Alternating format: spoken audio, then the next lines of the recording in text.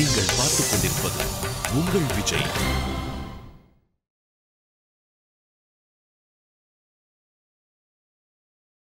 எங்கெங்கயோ பெய்யுற மழை, அங்க கொட்டுற ஆறு, ஓடுகின்ற நதி, இது அத்தனை ஒன்னா கலந்து போய் சமுதிரத்தில் சேர்ற மாதிரி திசை திசையா சென்று பல 100 வருஷங்கள் தபஸ் பண்ணி அதனால பெற்ற கலைகளை நூற்றுக்கணக்காக ஆயிரக்கணக்காக செல்வங்களாக பெற்றிருக்கிறது விஸ்வாமித்திரர். அது அத்தனை உன் பிள்ளைக்கு கொண்டு வந்து கொடுக்க போறார். இப்போ போய் மறுக்கலாமா? அனுப்பி வையப்பா. கொஞ்சம் யோசிப்புமே. பிள்ளைய கேட்குறார் ஒருத்தர், பிள்ளை பாசம் வச்சுட்டு அனுப்ப மாட்டேன்றார் ஒருத்தர், நடுவில் ஒருத்தர் வந்து மூக்க நுழைக்கிறார். யார்? வசிஷ்டர். நாமளா இருந்தால் என்ன பண்ணுவோம்? சாமி கொஞ்சம் நில்லு, நான் அப்புறம் பார்க்குறேன். என்ன பண்ணுவார்? நான் ஆங்கிலத்தில் பேச மாட்டேன்னு சொல்லுவேன். வீட்டு வேலை செய்கிற அம்மா கூட இங்கிலீஷில் பேசுகிறான். நான் அப்படி நின்றுட்டு இருந்தேன். அவள் பெரிய நான் எங்கே உங்களை டிஸ்டர்ப் பண்ணிட்டு நான் அந்த அம்மா டிஸ்டர்ப் பண்ணிட்டாலாம். அந்த அம்மா கூட இங்கிலீஷில் பேசுகிறான். தொந்தரவு கொடுத்துட்டு நான் சொல்லலாம்ல. அப்போது நாம்பளாம் என்ன சொல்லுவோம்? Don't poke your nose in my personal affair. இவன் புள்ள என் புள்ள, குடுக்க போகிறவன்னா வாங்க போகிறவரை உமக்கு என்ன என் வேலை? குருனா குரு வேலையை மட்டும் பார்த்துட்டு சொல்லுவோமோ இல்லையா? இவர் சொல்லலை. அவர் கேட்டவுடன் குருவின் வாசகம் கொண்டு கொற்றவன் திருவின் நாயகனை கொணர்க என்று செப்பினான். அந்த குருவின் வார்த்தையை ஏற்றுக்கிட்டார். அப்படி ஏற்றுக்கிட்டு அப்படி திரும்பி பார்த்தார். யாராங்க? கை தட்டினார். வந்தார்கள். போப்பா, போய் ராமச்சந்திரமூர்த்தி அழைச்சிட்டு வா, என் மகனை அழைச்சிட்டு வா, பெரிய பிள்ளை அழைச்சிட்டு வா. சொல்லலை. யாரு? கம்பர் என்ன சொல்ற? திருவின் நாயகன், மகாலட்சுமியுடைய கணவன். விஸ்வாமித்திரருக்கும் கம்பருக்கு இருக்கிற வித்தியாசம் இது. அங்கே பல இடத்துல ராமச்சந்திரமூர்த்தி மனுஷனாவே சொல்றார். இங்கே இவர் பல இடத்துல தான் தெய்வமாக சொல்றாரே தவிர ராமச்சந்திரமூர்த்தி தான் தெய்வமாக காட்டிக்கொள்ளவில்லை. இங்கே கம்பர் தன் வாயால் சொல்றார். போய் கொண்டு வாங்கன்னார். திருவின் நாயகனை கொண்டு வான்னு சொன்னார். அவர் அங்கேருந்து வர்றார். யாரோட கூட வர்றார்? அம்பு புட்டில், கையிலே வில்லு, பக்கத்தில் தம்பி, அப்படி வராராம். அப்படி வந்து அப்படி எதிர் நிற்கிறார். எப்படி நிற்கிறானா? அந்த இடத்துல அந்த ராமச்சந்திரமூர்த்தியும் லட்சுமண பெருமானும் அங்கே வந்து நிற்கிறார்கள். இவர் பார்க்குறார் விஸ்வாமித்திரர். ஆஹா, என்னை பற்றி தெரிந்து கொண்டார் வசிஷ்டர். ஏன்னா பழமொழி 400 பாட்டு உண்டு. புலமிக்கவரை புலமை தெளிதல் புலமிக்கவர்க்கே புலனாம், நலமிக்க பூம்புணரார பொதுமக்களுக்காகாதே பாம்பறியும் பாம்பினகால். பாம்பின் காலை பாம்பு தான் அறியும், புலவருடைய எண்ணத்தை புலவர் தான் அறிவார். இந்த முனிவரின் எண்ணத்தை முனிவர் அறிந்தார். யார்? விஸ்வாமித்திரர். வசிஷ்டர் அறிந்தார். கூப்பிட்டு வந்தார். இந்த பிள்ளை வந்து இருந்தது. வசிஷ்டருக்கு கண்ணாலேயே நன்றி சொன்னார். இப்படி பார்த்தார் ராமச்சந்திரமூர்த்தியை. ஆஹா, நம் காரியம் நன்றாக நிறைவேறியது என்று நினைத்தார். இவர் கொடுக்கிறார், ஒப்படைக்கிறார் கையில். இந்த அங்கே முனிவரே, விஸ்வாமித்திரரே, என் பிள்ளைகளை தந்தேன். வந்த நம்பியை தம்பி தன்னோடும் முந்தை நான் மகன் முனிக்கு காட்டி, நான் மறை முனிக்கு காட்டி, தந்தை எந்தை தந்தனன், இனி இவருக்கு தந்தை நீ, தனித்தாயும் நீ, எந்தை தந்தனன் இயைந்த செய்க. எம்பெருமானே, விஸ்வாமித்திரரே, என்னுடைய பிள்ளைகளை உங்களுக்கு கொடுக்கிறேன். நீங்கள் எனக்கு மட்டும் தந்தை போன்றவர் அல்ல. இனி இவர்களுக்கு தந்தை நீ, தனி தாயும் நீ. அம்மாவும் நீ தான், அப்பாவும் நீ தான். என்ன அம்மா அப்பான்னா என்ன விஷயம்? அம்மாவுக்கு அப்பாவுக்கு 2 வித்தியாசம் இருக்கு. என்ன வித்தியாசம்? அப்பா பையனுக்கு எது எது வேணும்னு பார்த்து செய்வார். அம்மா பையனுக்கு எது எது பிடிக்கும்னு பார்த்து செய்வார். பையன் யூஎஸ்ல இருக்கான்னா அம்மா இங்கேருந்து நெல்லிக்காய் ஊறுகாய், ஆவக்காய் ஊறுகாய், வத்தல் கத்தெல்லாம் காஞ்சி போகுமா நனைஞ்சு போகுமான்னு தெரியாமல் பேக் பண்ணி அனுப்புவா. அப்பா என்ன பண்ணுவார்? அங்கேருந்து அவன் ஸ்கைப்பில் பேசினா கூட, ஏண்டா ஒழுங்காக படிச்சுக்கிட்டு இருக்கிறியா, நல்ல மதிப்பெண்ணெலாம் வாங்குறியா, நல்ல பேர் வாங்குடா இவர். அப்போ இதுதான் வழக்கம். தந்தை இதத்தை செய்வான், தாய் பிரியத்தை செய்வாள். சுவாமி, இந்த குழந்தைகள் 2 பேரையும் உம்மிடத்தில் ஒப்படைக்கிறோம். நீர் தான் இனி தந்தை, நீர் தான் இனி தாய். ஒப்படைத்தான். அவர்கள் புறப்பட்டு அப்படி போகிறாராம். அண்ணன் தம்பியும் தானும் ஐயனும் முன்னை நான்மறை முனிக்கோட கூட, அந்த நான்மறை முனியோடு கூட அவர்கள் புறப்பட்டு போகிறாராம். எப்படி போகிறார்கள்னா, மன்னன் இன்னுயிர் வழி கொண்டாலனே பொன்னின் மாநகர் புரிசை நீங்கினர். முன்னால் விஸ்வாமித்திரர் போகிறார், பின்னால் ராமச்சந்திரமூர்த்தி போகிறார், அதுக்கு பின்னால் லட்சுமண பெருமாள் போகிறார். இந்த 3 பேர் அப்படி போகிறார்களாம். இங்கேருந்து பார்த்துன்னு இருக்கான் தசரதன். ஆஹா, அங்கேருந்து வந்தாரே, கொள்ளையடிச்சுன்னு போயிட்டாரே, 2 பிள்ளைகள் எடுத்துன்னு போயின்னு இருக்காரே, என் உயிர் கூட போகுதுன்றான். அதைத்தான் சொன்னார் கம்பர். மன்னன் இன்னுயிர் வழி கொண்டாலன. அந்த 3 பேர் போகிறார்கள். மூணாவதாக போன பிறகு நாலாவதாக ஒன்று போகிறது. அது எதிரான மன்னன் இன்னுயிர். இவனுடைய உயிரும் போகிறது. இவளை அழைத்து கொண்டு போகிறார். தன்னுடைய காரியம் நிறைவேறிட்டுன்னு சந்தோஷப்படுறார். அங்கே ஆட்சி போய் சரையூ நதி கரையில் ஒரு இடத்துல அப்படி தங்குகிறார்கள். இரவு நேரம். என்ன ஆகாரம் சாப்பிட்டுருப்பார்கள் தெரியல. கையில் பெட்டு ஹோல்டால் கொண்டு வந்தார்களா? இல்லை. செருப்பு காலுக்கு இல்லை. என் முனிவரோடு கூட போகணும். ஆசிரமத்தில் தங்கணும். பையன் எங்கே போய் தங்க போகிறானோ அதுக்கு தகுந்த மாதிரி சப்ளை பண்ணுறது இந்த காலம். பையன் எங்கே போய் தங்க போகிறானோ அதுக்கு தகுந்த மாதிரி அவன் சரி செய்து கொள்ள வேண்டியது அந்த காலம். குருகுலத்தில் வாத்தியார் வீட்டில் போய் பையன் தங்கணும். குருகுலம்னு ஒன்று இருக்கிற காலத்தில் வாத்தியார் வீட்டு அம்மா என்ன சாப்பாடு போடுறோம் அதுதான் சாப்பிட்ணும். எங்கள் வீட்டில் உப்பு கொஞ்சம் அதிகமாக சாப்பிடுவேன், கொஞ்சம் ஊறுகாய் இல்லாமல் குழம்பு சாதமே சாப்பிட மாட்டேன், நடக்காது. அந்த அம்மா என்ன போடுறாளோ அதை தான் சாப்பிடணும். ஒரு ஆசிரியர் வீட்டில் சாதம் போட்டுன்னு வந்தா ஒரு அம்மா, யார் குருபத்தினி. ஒரு நாள் பையன் கேட்டான், அம்மா இன்னைக்கு ரசத்தில் உப்பு போடலையான்னு கேட்டான். உனக்கு இன்னோட படிப்பு முடிஞ்சு போய் சேர்ந்து போடான்ட்டான். என்ன விஷயம்னா, ருசி தெரிகிற வரலன்னா உனக்கு படிப்பு வரும், ருச்சி தெரிய ஆரம்பித்தா படிப்பு அவ்வளோதான் அப்படின்னு. அந்த மாதிரி காலமெல்லாம் இருந்தது ஒரு காலத்தில். ஆசிரியருக்கு துணி துவைச்சு போடணும், ஆசிரியர் பசுமாடுகளை மேய்த்து கொண்டு வர வேண்டும், அவருக்கு தர்பை புல் கட்டு அறுத்து கொண்டு வந்து கொடுக்க வேண்டும், அவருக்கு சமைத்துகள் கொண்டு வந்து கொடுக்க வேண்டும், வீட்டம்மாவுக்கு விறகு பொறிக்க கொண்டு வந்து கொடுக்க வேண்டும். இவ்வளவு அவன் சரி செய்து கொள்ளணும் இருந்தால் தான் குருகுலத்துக்கு போக முடியும். இந்த பிள்ளைகள் படித்ததே ராமச்சந்திரமூர்த்தி, லட்சுமண பெருமாள், வரதன் சத்ருகுணன்லாம் வசிஷ்டருடைய ஆசிரமத்துக்கு போய் படித்தார்களே தவிர அவர் வந்து இங்கே கற்றுக் கொடுக்கல. எந்த பொருளை நோக்கி நாம் போகிறோமோ அங்கே பொருளுக்கு மரியாதை, எந்த பொருள் நம்மை நோக்கி வருகிறதோ அங்கே நமக்கு மரியாதை. இதை வேணும்னா ஒரே ஒரு சின்ன உதாரணத்தை சொல்லலாம், சாதாரண உதாரணம் தான் சொல்லுவேன். நம்ம வீட்டு வாசலில் வர கத்திரிக்காய்க்கும் நம்ம மார்க்கெட்டில் போய் வாங்குகிற கத்திரிக்காய்க்கும் வித்தியாசம் உண்டு. இங்கே என்ன விலை கிலோ? 10 ரூபா. 8 ரூபாய்க்கு கொடுப்பியா? இங்கே கேட்குறான். அங்கே கடையில் போய் பாருங்கள், என்ன விலை கிலோ? 15 ரூபா. உட்காந்து இவர் எடுக்கிறார். அவன் சொல்கிறான், சார் நீங்கள் பொறுக்கி போடாதீங்கோ, நான் தான் பொறுக்கி போடுவோம். பொறுக்க சொல்லுறார். 15 ரூபா விலை. இல்லைன்னா ஏந்து போ. காரணம் என்ன? நீ பொருளை சேர்ந்து தேடி போனாய், அங்கே பொருள் உன்னை தேடி வந்தது. ராமச்சந்திரமூர்த்தி, லட்சுமண பெருமாள் வசித்தரை தேடி போய் கல்வி கற்றார்கள். இங்கே இவருக்கு பின்னால் போகிறார்கள். இரவு நேரம் வந்துவிட்டது. அங்கே ஒரு இடத்துல படுக்க வேண்டும். அப்படி படுக்கின்ற நேரம் கல், பாறை, அந்த 2 இடத்துல அந்த 2 பேரும் படுக்கக்கூடிய அகலம் அந்த கல். அந்த இடத்துல 2 பேரும் படுத்து கொண்டிருக்கிறார்கள். கால் மாட்டில் உட்காந்துருக்கார். அந்த 2 பேரையும் பார்த்துன்னு இருக்கார். ராத்திரி ஆகிறது. 10 மணி ஆச்சா 15 மணி ஆச்சான்னு கேட்காதீங்க, ஏன்னா அப்போ கடியாரம் கிடையாது. 15 நாழி ஆச்சா 20 நாழி ஆச்சா அந்த குழந்தைகளை பார்த்துட்டே இருக்கார். இவருக்கு தூக்கம் வரல.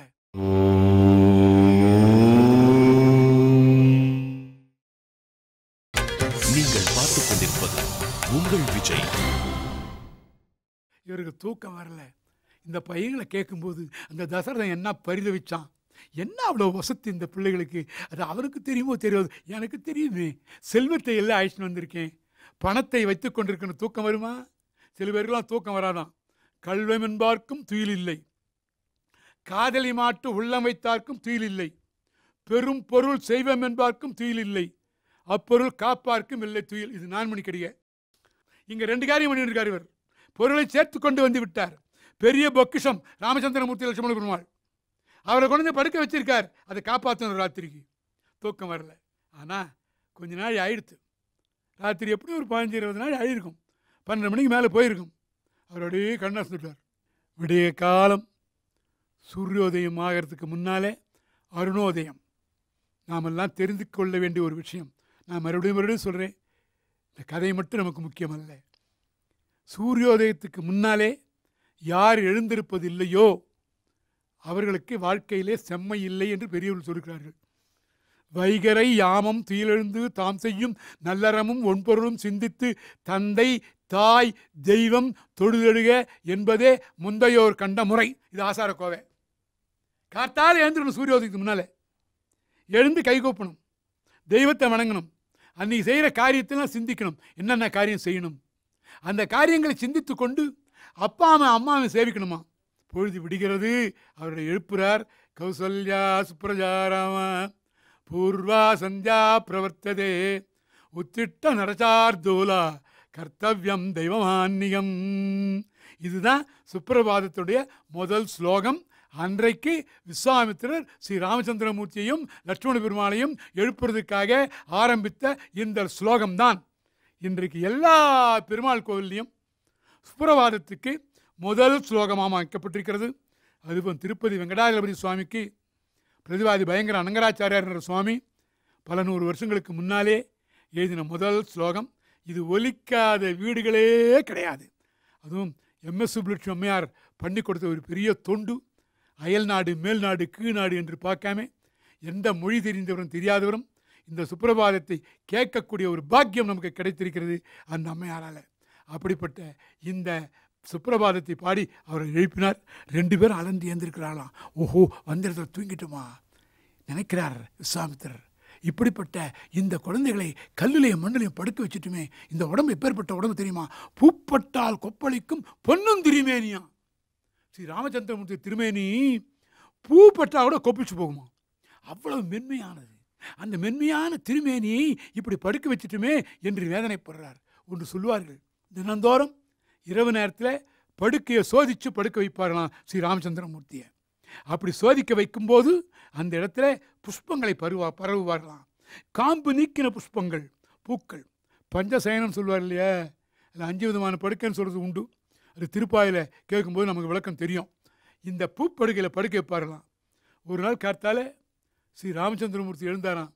அவருடைய முதுகில் மெல்லிசா செக கோடு தம்பட்டு தான். அந்த கோடு தம்பட்ட போது என்ன ஏதுன்னு அலைஞ்சு போயிட்டாங்க எல்லாரும். அலண்டு போய் அந்த படுக்கையை எடுத்து பார்த்தா அந்த படுக்கையில் ஒரு தலைமுடி இருந்ததுதான். அந்த தலைமுடி உறுத்தி முதுகில் ஒரு வடு ஏற்பட்டுதான். அவ்வளவு மென்மையான திருமேனி அந்த மேனி. அந்த திருமேனியுடைய அவரை இப்படி அழைத்து கொண்டு போகிறார். கொஞ்சம் தூரம் போனார்கள். இந்த காலில் கல் முள்ளெல்லாம் குத்துறா போடுறது. ராமச்சந்திரமூர்த்தி லட்சுமண பெருமாளும் நம்ம பிள்ளைகள் மாதிரி கேட்கல, காலில் கல் குத்துறதே முள்ளு குத்துறதே என்று. இந்த இடம் ஏன் சுவாமி இவ்வளோ வெப்பமாக இருக்குது அப்படின்னு கேட்டாரலாம். வெப்பமாக இருக்குது. இந்த பருக்காங்கல்லுன்னு ஒன்று சொல்லுவார்கள். பரற்கல்லுன்னு பேர். பரற்கல்னா சின்ன சின்ன சின்ன கல். அது கூராக இருக்கும். பெரும்பாலும் எங்கே இருக்கும்னு கேட்டால் மலை அடிவாரத்தில் அந்த பரவலான நிலம் இருக்க அந்த இடத்துல இருக்கும். அந்த கல் கூர்மையாக இருந்து காலில் ரொம்ப குத்தம். இவர்கள் போகிற இடம் பாலை நிலம். இது ஒரு சங்கடம். பாலை நிலம் சொன்னால் இந்த பாலை நிலம் நாம் படிக்கிற அந்த பாலை நிலம் இல்லை, ஒரே மணல்வெளி. அது அல்ல. இது இந்த இடத்துல முல்லையும் குறிஞ்சியும் முறைமையில் திரிந்து பாலை என்பதோர் படிவம் கொள்ளும் என்று சொல்கிற வழக்கம். அதாவது முல்லைங்கிறது காடும் காடு சார்ந்த இடமும், குறிஞ்சிங்கிறது மலையும் மலை சார்ந்த இடமும். மலையில் கல்லெல்லாம் இருக்கும், பெரிய பெரிய புதர்கள் இருக்கும், மரங்கள் இருக்கும். இந்த கல்லுடைய கீழ்ப்பக்கம் வந்தோம்னால் சின்ன சின்ன கல்கள் இருக்கும். காட்டில் பெரிய பெரிய மரங்கள் இருக்கும், செடி கொடிகள் இருக்கும். இந்த ரெண்டும் அப்படி இணையிற மாதிரி ஒரு இடம் இருக்கும். இது ரெண்டும் கலந்த மாதிரி இடம் இருக்கும். அதுக்கு தான் பாலைன்னு பேர். இது இலக்கியத்தில். நம்ம சரித்திரத்தில் பூகோளத்தில் படிக்கிற பாலை நிலம் வேறு. இந்த பாலை நிலம் இந்த இடத்துல இவருக்கு கல்லெல்லாம் குத்தித்து இது என்ன காரணம்னு கேட்டார்கள். அப்போ சொன்னார், இது வெப்பத்தினால மட்டுமல்ல, இருங்க உங்களுக்கு ஒரு உதவி செய்கிறேன் என்று சொல்லி பலா அதிபலா என்று சொல்லுவார்கள் சமஸ்கிருதத்தில். தமிழில் பலை அதிபலை என்று சொல்வார்கள். இது மொழி இலக்கணம். வடமொழியில் ஆகார ஈறு எல்லாத்துக்கும் வச்சுக்கூடாது. ஆ என்ற முடிவை கொண்டு வந்த பதம் தமிழ் ஐகார ஈறு பெறும். கங்கா கங்கை, கோதா கோதை, மாலா மாலை, இப்படி நிறைய வரும். ஆனால் டக்குன்னு கேட்காதீங்க. வடை வடா, ஆமாம் அது கூட உண்டு. வடக்கெல்லாம் போனீங்கன்னா வேறு ஒரு இடத்துல வடா வடான்னுவான் வடையை. நம்ம வடைன்னு சொல்லிக்கிட்டு இருக்கோம்.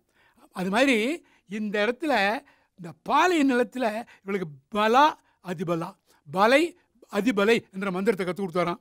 இதனுடைய பலன் என்னென்ன? பசி தெரியாமல் இருக்கும், வெப்பம் தெரியாமல் இருக்கும், களைப்பு தெரியாமல் இருக்கும். இந்த மந்திரங்களை சொல்லி அப்படி அழைச்சிக்கிட்டு போகிறார். அப்படி போகிற இடத்துல வழியில் இந்த பாலை நிலத்தை பற்றி பேசிக்கிட்டே போகிறார்கள். அப்போ சொல்கிறார் விஸ்வாமித்திரர், இந்த பகுதியில் ஒரு அரக்கியினுடைய ஆட்சி பகுதி இது. அவளுக்கு தாடகைன்னு பேர். அவளால் பல துன்பங்கள் ஏற்படுறது, ரொம்ப கஷ்டம் ஏற்படுறது. அவளை ஊற்றி நம்ம அழிக்க வேண்டியவன்னு இவர் கொஞ்சம் தயங்குறார். ராமச்சந்திரமூர்த்தி ஒரு பெண்ணை அழிக்கணுமா? அவர் சொல்கிறார், தாடகை என்ற பெண்ணு மட்டும் இல்லையா, ரொம்ப பெரிய அரக்கியவா. இன்னொன்று கேட்டிங்கன்னா, ராவணனுக்கு பாட்டி முறை. பின்னால யுத்த காண்டத்தில் அங்கதன் தூதில் அங்கதன் ராவணனை உசிப்பிடுவான். பருந்துண பாட்டி யாக்கை படுத்த நாள் வந்திலாதாய். உன்னோட பாட்டி உடம்ப பருந்து கடிக்கிற மாதிரி குத்தி கொதறினானே ஸ்ரீ ராமச்சந்திரமூர்த்தி, அந்த சமயத்தில் நீ வரலையே, அந்த அம்பினால போட்டுன்னு சொல்லுவோம். அந்த தாடகை இவள்.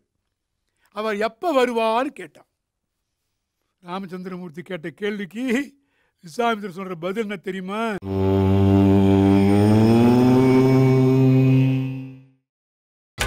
நீங்கள் பார்த்துக் கொண்டிருப்பது உங்கள் விஜய். ராமச்சந்திரமூர்த்தி கேட்ட கேள்விக்கு விஸ்வாமித்திரர் சொல்ற பதில் என்ன தெரியுமா? அவன் எப்போ வருவான்னு சொல்ல முடியாது. உலகத்தார் உண்டு என்பது இல்லை என்பான், வையத்து அழகையா வைக்கப்படும் ஒரு திருக்குறள். நான் வந்த புதுசில் என்னுடைய தலைமை தமிழாசிரியராக இருந்த நந்தகோபால் நாயுடுன்னு ஒரு பெரியவர்கிட்ட போய் கேட்டேன், அழகை என்றால் என்னன்னு. பேய் அப்படின்னு சொன்னார். பிசாசி, பேய், பூதம், இது மாதிரி ஒரு செட்டு.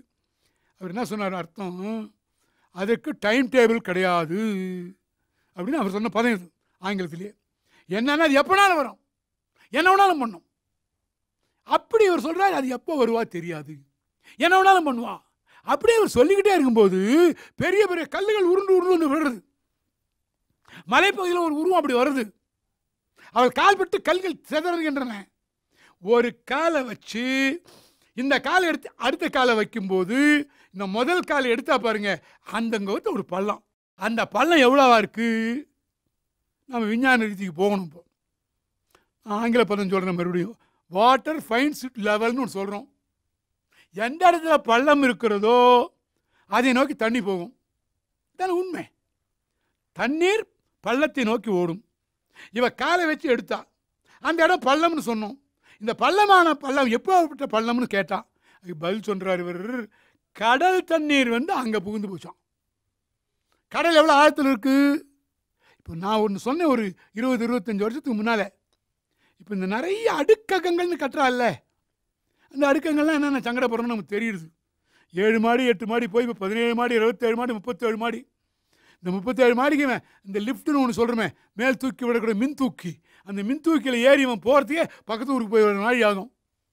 அது ஏதாவது ஒரு அவஸ்தை ஏற்பட்டு போச்சுன்னா வெளியில் வருது என்னன்னு நமக்கு தெரியல. இப்போ அதுவும் சமீபத்தில் எங்கெங்கேயோ ஒன்று நடந்துன்றது இருக்கட்டும். இது தொடக்க காலத்தில் அடியை ஒன்று சொன்னேன். அடையாறு பகுதியில் பேசிகிட்டு இருக்கும்போது, இவ்வளவு உயரமான கட்டடம்லாம் கட்டுறீங்களே, இதுக்கு போர்னு ஒன்று போடுறீங்களே, இந்த போருங்கிறது வேறு இடத்துல வந்துடுது. நான் இது அதிகமாக சொன்னேன், நீங்கள் போர் அடிக்கிறீங்கம்மா இல்லையா?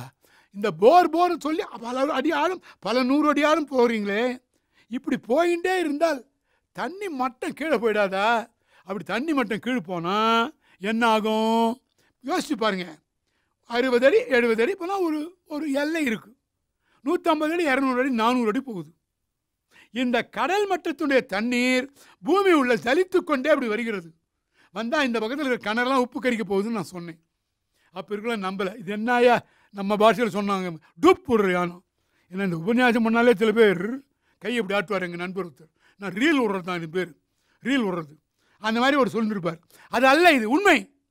இந்த இடத்துல அந்த விஞ்ஞான உண்மையை சொல்கிறார் கம்பர். எடுத்த கால் வைத்த இடத்துல இருந்த பள்ளத்தில் கடல் நீர் புகுந்தது. சில வீடுகளில் குழந்தைகள் வரும்.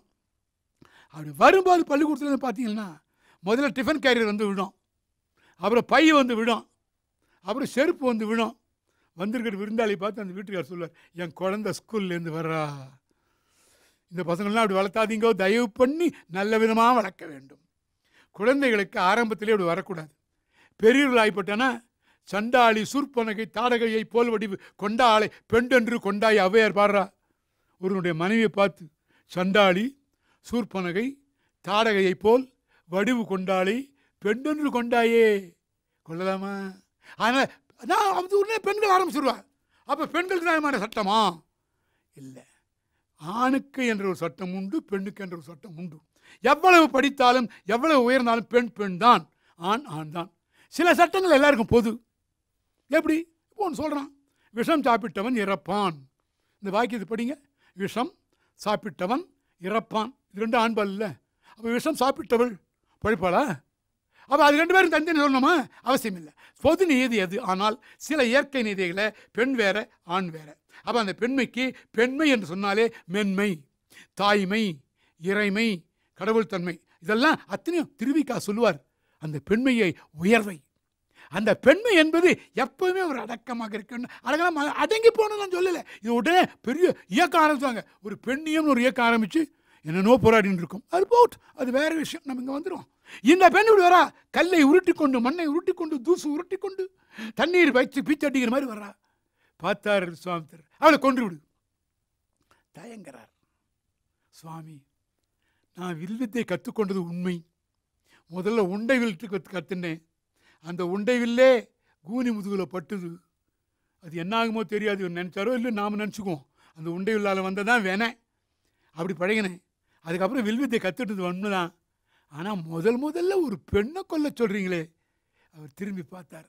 இப்படி கேட்டுருப்பாரோ நினச்சி பார்ப்போம். ராமச்சந்திரமூர்த்தி, இவள் பெண்ணுன்னு சொல்கிறிய, உங்கள் அயோத்தியில் இந்த மாதிரி பொண்ணு யாராவது இருக்காளா? திம்மு திம்மு திம்முன்னு நடக்கிற பொண்ணு இருக்காளா? நடக்கும்போது பொருள் அதிர்ற மாதிரி நடக்கிற பொண்ணுகள் இருக்காளா? சமையல் நறுக்குன்னு பாத்திரத்தை வைக்கிற பொண்ணுகள் இருக்காளா? இருக்கும். சில நேரங்களில் கணவனுக்கு மனைவிக்கும் தகராறு வந்துடுத்தானே, திருப்பி வாயால் விட்டால் விடுவா, வேறு ஏதாவது விட்டால் விடலாம். நான் வேடிக்கையாக சொல்லுவேன் பழைய காலத்தில், இப்போ இல்லை. பெண்களுக்கு கோபம்னு சொன்னால் வீட்டு பாத்திரத்தை பார்த்தா தெரியும்னு சொல்லுவேன். அந்த மாதிரி உங்கள் அயோத்தியில் யாராவது இருக்காளா? இல்லையே. அப்படிப்பட்டு இருக்கும்போது இந்த இடத்துல இந்த பெண்ணை பார்த்து இப்படி பொண்ணு நினைக்கிறிய, கொல்லுன்னா. குருவின் வாச்சகம் கொண்டு தசரதன் எப்படி தன்னுடைய மகனை அனுப்பினானோ, அதை போல அவருடைய குமாரர், அவருடைய பிள்ளை ஸ்ரீ ராமச்சந்திரமூர்த்தி இவருடைய வார்த்தை கேட்டார். கேட்டு அம்பை விடுறார். எப்படி நினைக்கிறாரா? சொல்லக்கும் கடிய வேகச் சுடுதரம், கரிய செம்மல் அல்லொக்கும் நிறத்தினால் மேல் விடுதலும், வைர குன்ற கல்லொக்கும் உரத்தில் தங்காது அப்புறம் கழன்று கல்லா புல்லர்க்கு நல்லோர் சொன்ன பொருளென போயிற்றன்றே. என்ன அருமையான பாட்டு பார்த்தீங்களா? சொல்லக்கும் கடிய வேக சுடுசரம். சரம்னு அம்பு. அதான் சொல்கிறான் பாருங்க. அந்த அம்புகள் என்ன வேகமாக விரு விரு விருன்னு வருதா? அந்த மாதிரி சில பேர் கேள்வி கேட்பான். அப்போ நம்ம ஆளுங்க சரம் மாதிரியா கேட்டான் சார்ன்றான். சரம்ங்கிறது அம்பு, மாரிங்கிறது மழை. அம்பு மழை பொழிவது போல கேள்வி கேட்டான்னு அர்த்தம். இங்கே ஒரு அம்பு எடுக்கிறார். எப்படி? சொல்லக்கும் கடிய வேக சுடுசரம். சொல்லுங்கிறது சாபம். முனிவர்கள் சாபம் விட்டார்களானால் பலித்தே தீரும், பலித்தே தீரும். அப்படிப்பட்டது ராமபிரான் சரம். அவர் சரத்தை எடுத்தாரானால் விளைவை சந்தித்தே தீர வேண்டும் பகைவன். சொல்லக்கும் கடிய வேகம், மிக வேகமாக போகிறது. சாபம் கொடுத்தால் இன்னும் 7 நாள் கழிச்சு பலிக்கணும் அவசியம் இல்லை. அது பரீட்சத்துக்கு தான். கொடுக்கிற நேரம் எப்படியோ அந்த நேரத்தை சரியாக பலித்து விடும் சாபம்.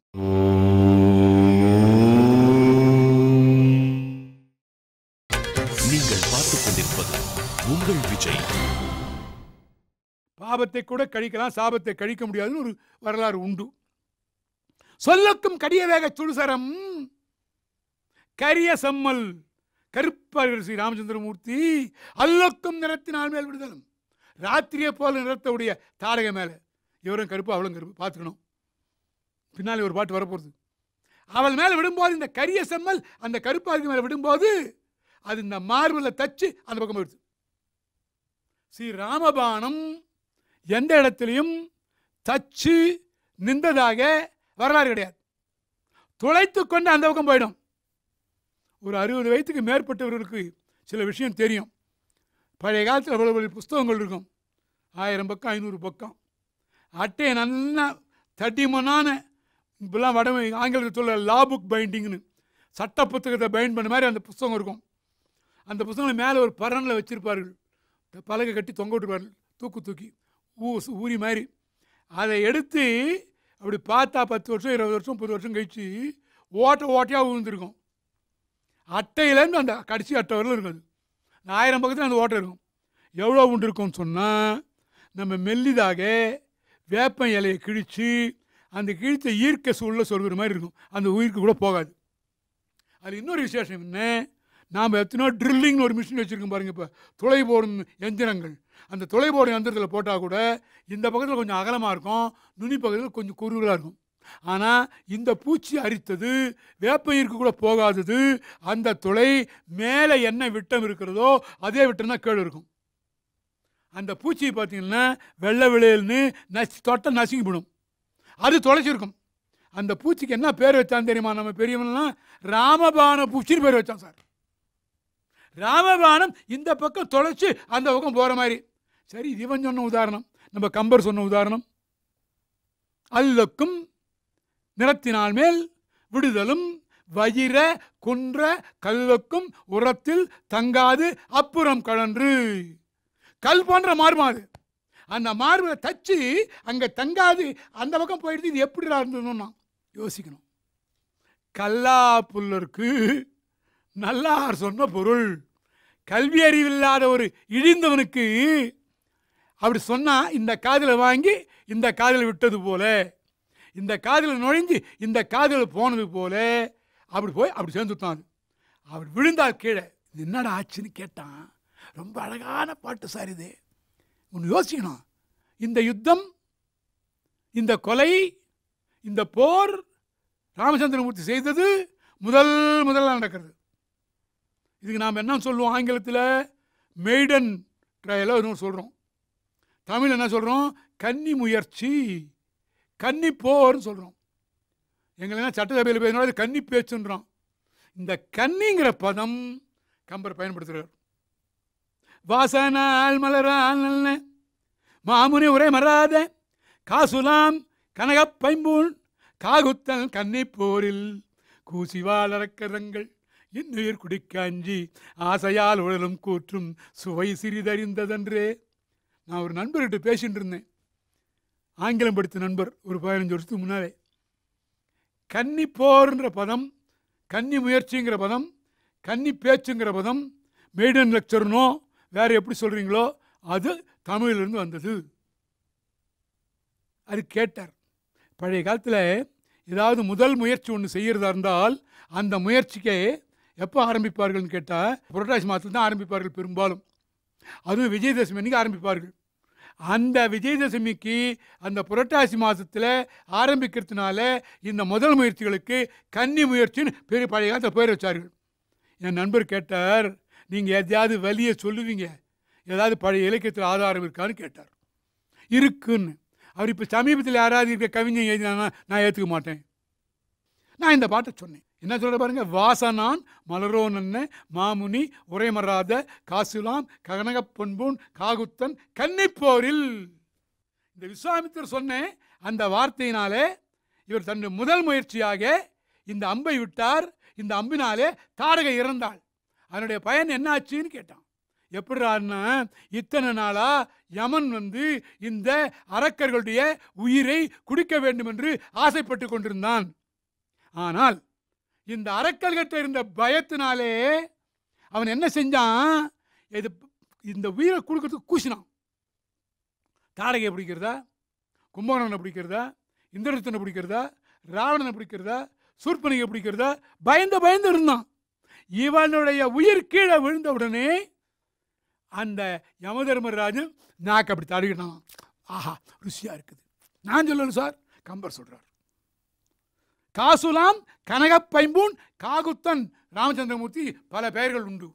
ராமச்சந்திரமூர்த்தி, தசரதராமன், கோசலராமன், கல்யாணராமன், காகுத்தன், ரகுகுலத்திலக்கன், ரகுவீரன், ரகுநாதன், எல்லா பேர் உண்டு. தாசரதி இப்படி ஒரு பேர். ஆக இந்த காகுத்தன்னா ககுஸ்தனுடைய பரம்பரையில் வந்தவர்.